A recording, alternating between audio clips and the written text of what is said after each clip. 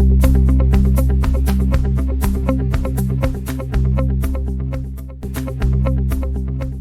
you become the President of the Federal Republic, what would you do to ensure that the cost of governance first in the country is reduced to the barest minimum? Yes. The cost of governance can't be reduced until you eliminate a lot of redundant agencies.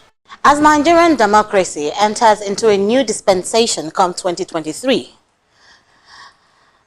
there is a pressure in the air right now as we see that most politicians have thrown in their hearts into the ring for the toughest and topmost job in the country, the President of the Federal Republic of Nigeria. On today's episode, we'll be looking at 2023, of course, everything that comes with it, especially on the economy. This is the Amina Atairu Show, and I'm your host. Now, on today's episode, my guest is amongst the most vocal human rights activists, a pro-democracy campaigner, a founder of one of the most interesting, I would say, online news agency, Sahara Reporter. He is the presidential candidate of African Action Congress, the AAC. Omoyele Sowore, thank you for having me. Thank you for bringing me on your show. Yes, just a few days ago, we noticed that there was a protest that I would say held Nigeria. Why I said Nigeria? Because we're talking about the commercial nerve center of the country, Lagos, where we saw that the international airport was shut down. Yes. And we saw that you were on ground. You want to take us through that protest by Nigerian students? Well, it's just a protest that happened because Nigerian university teachers have been on strike for several months. And the students were tired of staying at home. And they organized this protest. I heard about it 24 hours before, but I wasn't even sure if I could attend. And I was driving towards the airport the next day, and the entire place was grounded, and it was raining. So I got off and walked 2 miles towards the protesters. I found them, and it was very interesting. There were not too many of them, but they did make it happen. They shut down the airport. I heard that some international flights were already canceled their arrival. Yes.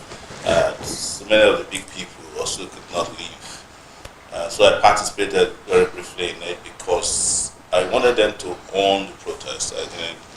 And I told them, I said, this is your fight, but we'll be glad to support you because this is also my territory. I was a student leader for many, many years here in Lagos during the most difficult period in Nigeria, which was military rule. So I enjoyed it, but it was tough to be in the rain for 2 hours. Honestly. Just trying to get the protest. And I wish more people came, especially parents and other members of society, so that we can all jointly solve the educational strike problem in higher institutions of Nigeria. Now, I recall that in one of your speeches, you said when you become president, that you would give each student 100,000 Naira. Can you take me through that plan? How do you intend to achieve that per semester? Yes. And my calculation is simple. People want to stay in school. You go to Denmark, they are paid $1,000 in a year. To the point that some students don't even want to finish school. And they don't even have as much as we have. The reason for my decision to do that is to support students. I arrived in the US in 1999. By year 2001, I've been offered admission to study at Columbia University, one of the top 10 universities in the US. The night I accepted my admission, I had been given grants enough to rent a house. If I wanted to buy a car, I could have bought. I also had student loans. Everything was thrown at me. Some of them I had to reject based on advice that it might take longer to repay them back. And I'm wondering, I'm not even a US citizen. I just arrived there 2 years. And I was coming from Nigeria, where throughout my 4 years in Nigeria, I only got a check of 500 Naira from the Ondo State governor. In fact, to get the check out of their hands, we had to go and block the Ondo State. At least you got 500,000. 500 Naira. 500 Naira, not 500,000. But here am I, a stranger in another country, and immediately they offered me all this assistance. So Nigerian students, if you give them 100,000 naira, you have actually given them less than $200 a semester. Are we saying that as an sixth largest oil producing country in the world, we can afford $200 per semester for our students when when the accountant general can afford to walk away with 150 billion of our money? We give money to countries like Niger to buy SUV for their government officials. We give $10 million to Afghanistan. There's no relationship between us and Afghanistan that will make us part with such money. But we don't want to support our students. And these are the students that supposedly are supposed to lead this country into prosperity in the future. There's no investment that is too much for these students. We calculated the number of students who are in school and how much this will cost. It's nothing. Nothing compared to the tax rebate we just gave to Dangote and some other companies, 16 trillion naira. Let me give you another example. When Buhari came into office, they found huge amount of monies belonging to Nigeria hidden in banks. Hidden in banks. These banks, so many of them never relinquished the money to Nigeria. They were able to find a back-end way to keep the money by bribing Buhari officials. All these things I know, and I shouldn't be saying too many of these things on your show, so that my opponents will not capitalize on that. Yeah. But I have a duty to speak directly to the Nigerian people on how to solve their problem. And I'm not making promises that I can't keep. I have followed money everywhere in Nigeria, including outside. I was saying on the show today that some of Nigeria's money is what is powering the development of other countries, of the United Arab Emirates. Houses that are bought there. There was a time that customs, mobile police were accompanied huge amount of money, put on the plane and flown to Dubai. We make sure that is not happening. They're laundering money everywhere. So, and I'm saying this categorically because I have followed the money. I've been a journalist who covered corruption extensively. My life is like one of the people catching thieves with my bare hands. When you become the president of the Federal Republic, what would you do to ensure that the cost of governance first in the country is reduced to the barest minimum? Yes. The cost of governance can't be reduced until you eliminate a lot of, redundant agencies. When you say redundant agencies? Yes. You get rid of several positions that we don't need. I, for example, don't know why we have a minister for a ministry and a minister is the second minister, or they call junior ministers. When you already have someone who is already a permanent secretary in that place. Get rid of all these duplicates, political positions that add no value, special assistants or advisors that you don't take their advice. Get rid of their position, And I think ultimately the best way to save money is to get rid of the bicameral legislative system we have. Yeah, I'd like to get rid of the Senate in particular. Okay. And keep just one house. Just the same way we have in the States. They have just one straight House of Assembly.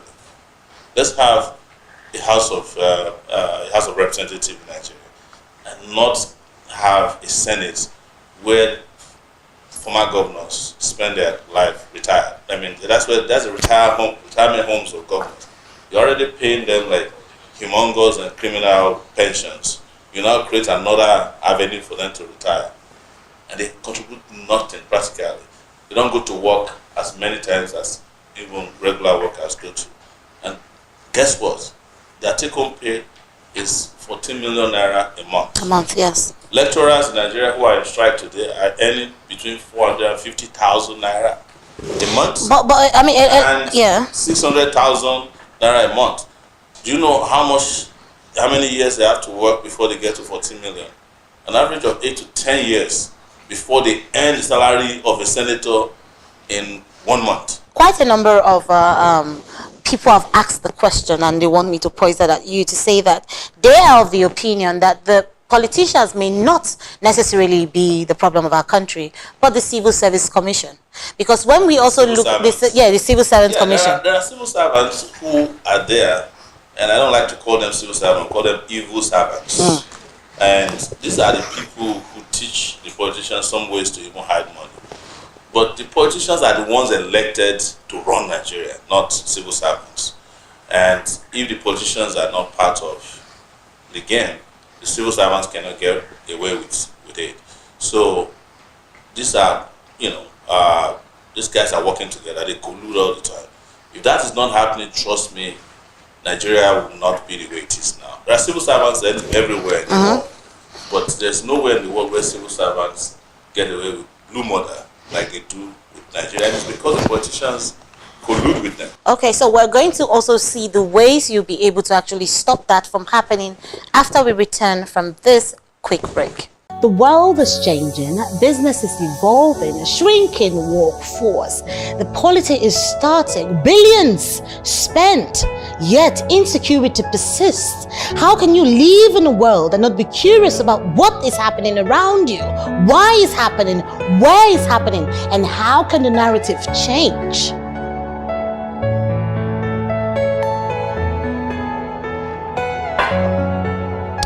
From societal issues to climate change, lifestyle, and even entertainment.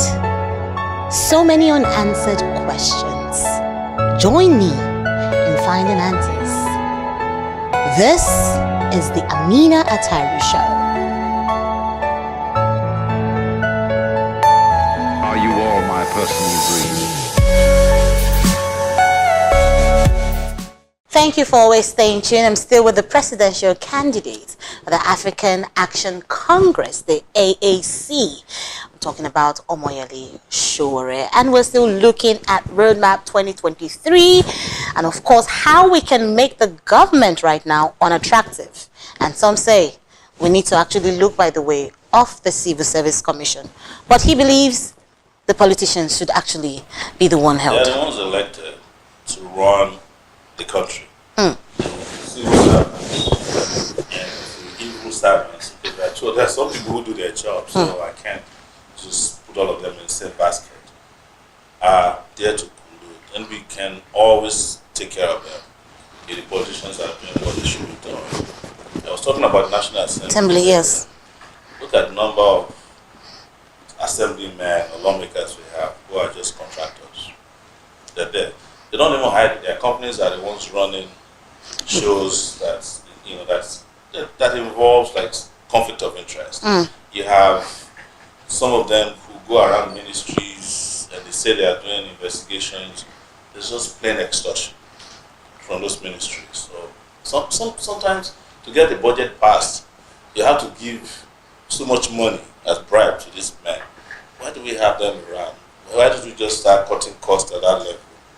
And then cutting costs by eliminating ministries that have nothing or any relevance. So I've come across ministries in Abuja that they don't even have like signboards because they can't afford to tell the public that they exist.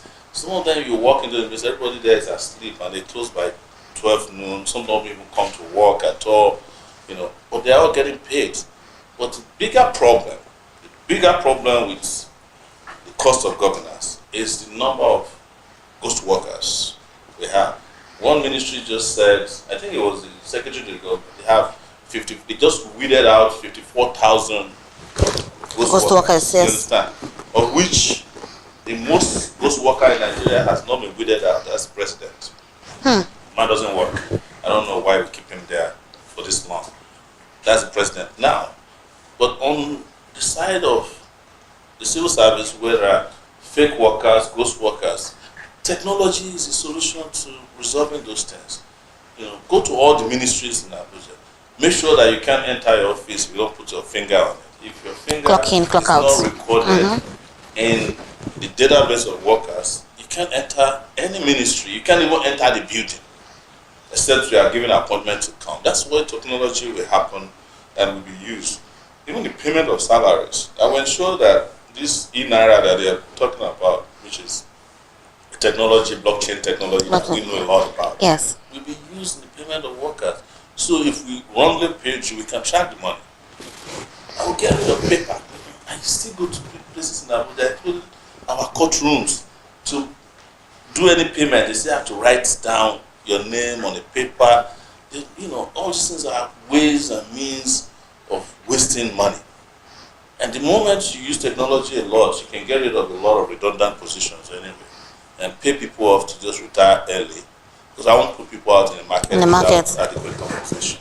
So all these strategies I'm talking about will reduce the cost of governance, especially the use of technology to adequately take care of who are workers and who are not workers, services that you are required to do. And you can imagine in the US, you can get judgments at home sent to you by email. You don't have to go to the judges every day and sit down there and wait for cases. If you don't need to be in court, they reduce the amount of time people spend in court.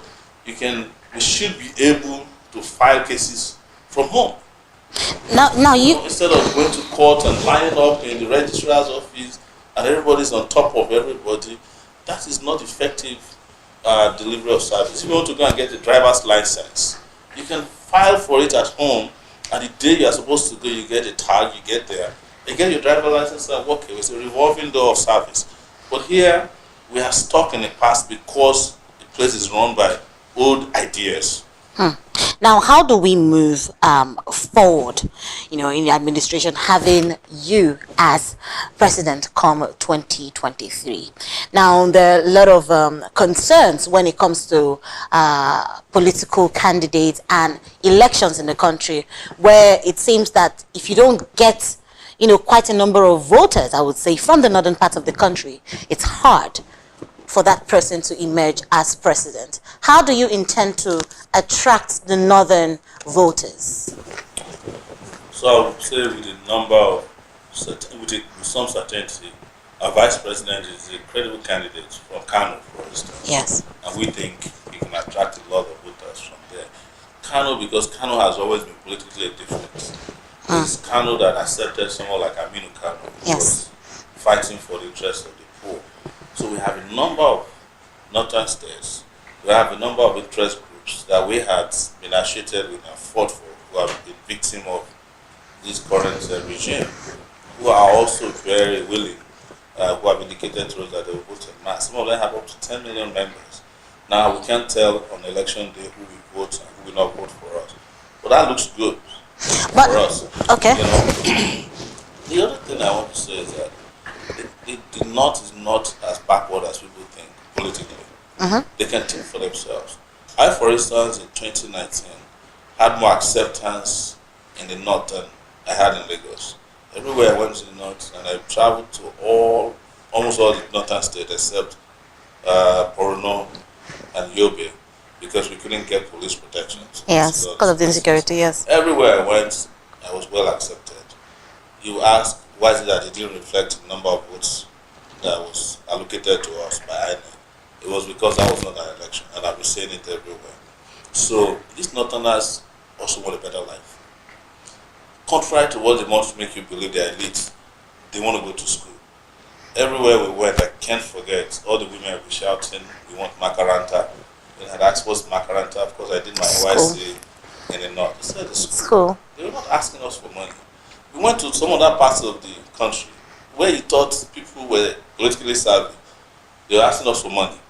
Give us money, give us money. We went to Lagos, people were locking us up in compounds, demanding for ransom. We went to Kogi State, they attacked us, demanding for ransom. Meanwhile, the North that everybody was saying was dangerous was the place where we had best acceptance, because they're politically open-minded enough to listen to you, what you have to present, what you have for them, because their elites also have taken them for a ride for too long.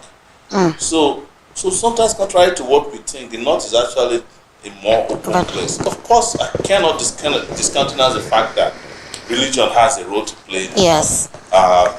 Culture has a role to play in the North. But it's the same thing everywhere too. Let's look at track record. A lot of Nigerians like a situation whereby they say, oh, we can attribute XYZ success or this project to, either a political candidate or a presidential candidate as it is. What can we attribute? What can we say that Omoyele Sowore has done this for the Nigerian people? By 1999, the most important thing to everybody in this country was democracy. Right? I was one of the people when I was really, really young, I fought for democracy in Nigeria as a Yes. student leader. It was like fighting to end apartheid in South Africa. And you come up and say, what have you done for the country? And people say, oh, I fought for apartheid. And they say, oh, wow, that's great. Just like Mandela did. And I'm not comparing myself with to Mandela. Just like he did. What did he do? He sat in prison for 27 years. Yes. Because he was fighting both from outside and inside to end apartheid. And when it was time for South Africa to enjoy democracy, who did they choose? The guy who fought. And then the flip side of it are the other candidates with track records.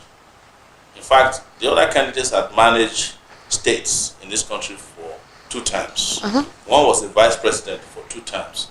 Look at the country. Look at what the experience did to us. The man who is president of Nigeria today should have been the most experienced person in the country, if not the world. He was the governor of what used to be 2 states, Gongola State, which is now Adamawa.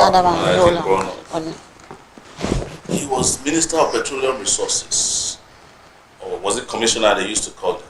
He managed the biggest slush fund under Abacha. I think it was PTF. And he's done it all. He came back second time as president of Nigeria. Look at what his experience is doing to you. So when you're talking about experience, you should know that there are great experiences and there are inverse experiences. And you should go for great experience, because when countries are looking for leaders, they look for leaders that can lead them with focus, with vision, and that are mission driven. That's what countries look for. That's why they didn't write it in any constitution that you must have been a 2-term governor before you can be president. That's why they didn't write it in any constitution that you must have been a senator before you become president. As a matter of fact, since 1999, there were only 2 people who were former governors who became president, Yaradua and Jonathan. And Jonathan was an accidental governor. His governor was impeached and he became governor for a few months.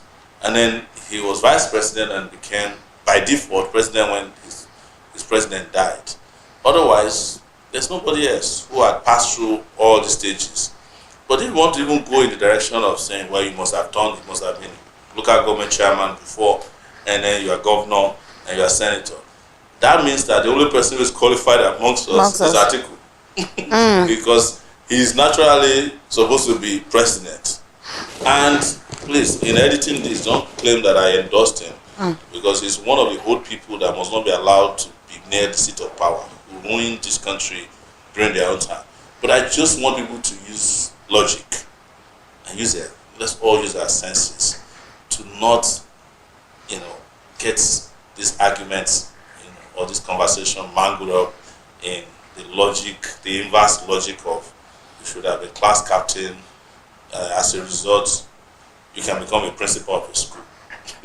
You understand? So if you're not class captain before, you are not supposed to be principal, right? It doesn't make any sense. Vote buying, campaign promises, has been what we are used to as Nigerians. What would be your promise to the voter there? See, I'm probably the only presidential candidate that has a printed, written, and digital manifesto published online. And this morning I was told that it has been converted to Pidgin English, which means more people can read and understand it or hear it. So our promises are based on what we call Spicer Heat, which we deal with about 10 immediate issues affecting Nigeria. Number 1. One of it is security, power, energy, infrastructure, which will be a massive investment that will bring in a lot of employment for young people, to fight corruption and plug leakages. Education, massive for us, right? And we have an idea to restructure Nigeria, where we want to go after the Nigerian constitution, which we know to be a fraudulent document, get rid of it, and put in place a new constitution. That's our own way of restructuring the country. Because you can't restructure Nigeria without changing the constitution. We have held I think we mentioned education, agriculture, agriculture. we mentioned tourism and technology, and then the E's economy. And our own economic agenda is based on wealth distribution. Thank you so much. Thank you for having me. Yes, ladies and gentlemen, out there we've heard from the presidential candidate of the African Action Congress, the AAC presidential candidate, Omoyele Sowore. Who would be your preferred president for 2023? We'll be finding out. Thank you again for having us on the Amina Atairu show. Thank you for having us. Please keep watching Amina Atairu show. Thank you once again. Yes, we've heard from the presidential candidate of the African Action Congress, the AAC presidential aspirant. We're talking about Omoyele Sowore. He has said his bids. Who would you vote for? Send us questions. You want us to have him back again on the show. You let us know. 2023 is right beside us. My name is Amina Atairu. I'll see you again. Take care. Nigeria, they use computer. The leaders of Nigeria, they use radio where they turn the knob.